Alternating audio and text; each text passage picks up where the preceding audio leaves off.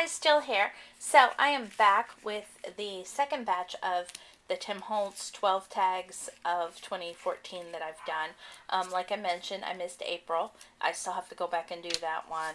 And then these are the other three. Then August and September I need to catch up. So let's start with May.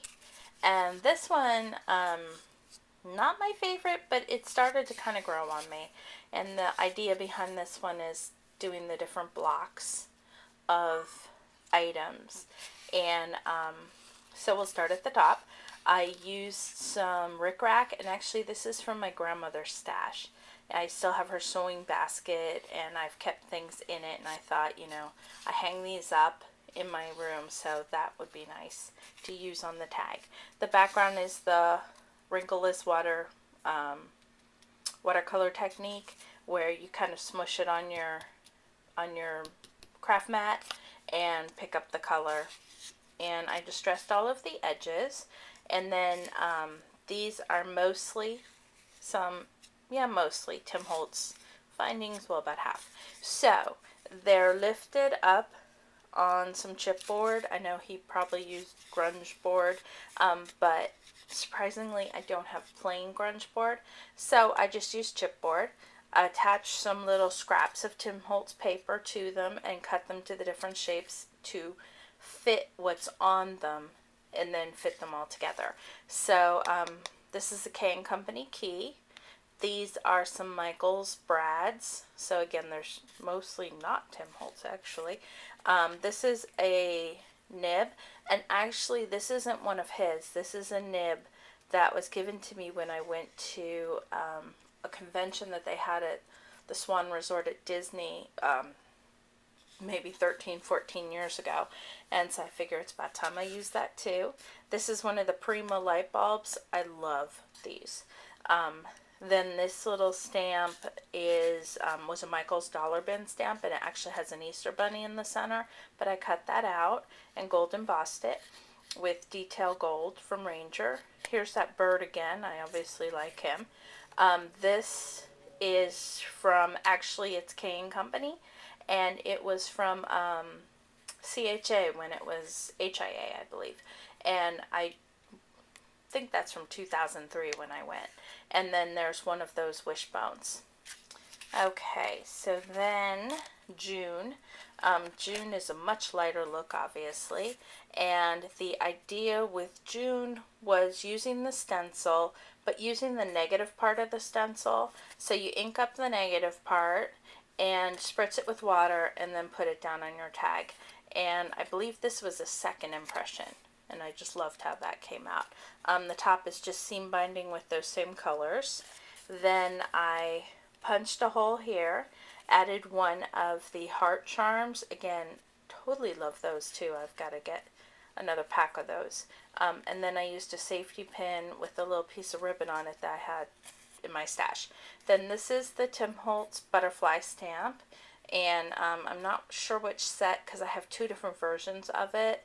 I think it's Papillon. I'm pretty sure that's this one. Anyway, so I colored all of the images in, I first stamped them, with black, and then I stamped them a second time, cut them out after I colored them with the distress markers, I think. And then I stamped one of his stamps, again, not sure which one. It's one of the word sets, and I stamped that along the side in the black archival ink. So this one was really fast and easy. And then that brings us to July, right? Yeah. And this one might be one of my favorite ones, and I actually sent one of these. I made two, and I sent one to Sarah, who's my Serenity Crafts, and I just had so much fun with this one. The thing is, I didn't have the Tim Holtz die cut, but I did have a die cut. When I searched through my booklet of die cuts, I found a set, and it's actually from Cuttlebug, and it was these two long metal pieces, and it was $2 at Big Lots for both of those when they closed them out quite some time ago, probably 2005 or 2006, and I got some really good dies and folders that way.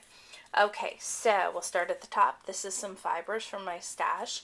I've been really trying to use those up in this one. I've had to cut and trim because the cats are obsessed with it, so I can't wait to hang this one. Okay, so there's some sequins in the background, and Jennifer McGuire always recommends using matte medium to attach the sequins, and I did not have luck with that. So I'm trying Aileen's Turbo Tacky Glue. Terry, who's Paper Lover, she said she likes this, and I tried it because I love Aileen's, and oh, I really, really like this better than Scotch Quick Dry. So this is both of those are die cuts from the Pinecone die of Tim Holtz, and again the seahorse, I colored grunge paper with some of the paints.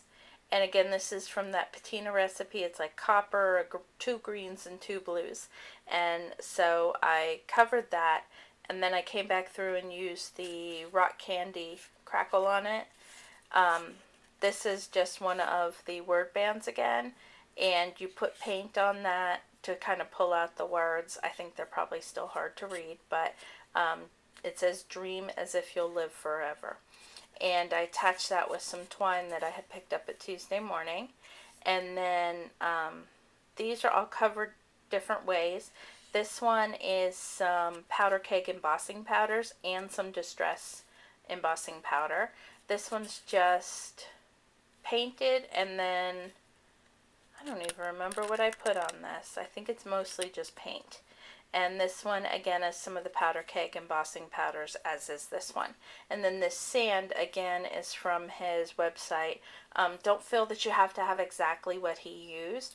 I didn't. And I think the main thing is the glossy accents. Put in a little glitter and some embossing powder. And I did a mix of embossing powders. And then the background is just from the paints. I put them on my craft mat and swiped it through. So there you have it. That's the other 3 that I've done. So I've still got 3 to catch up, but at least I'm doing them this year. So, again, thanks for stopping by, and as always, have a great day, and please subscribe if you are not a subscriber, and go ahead and hit that like button if you like this video. Thanks. Bye.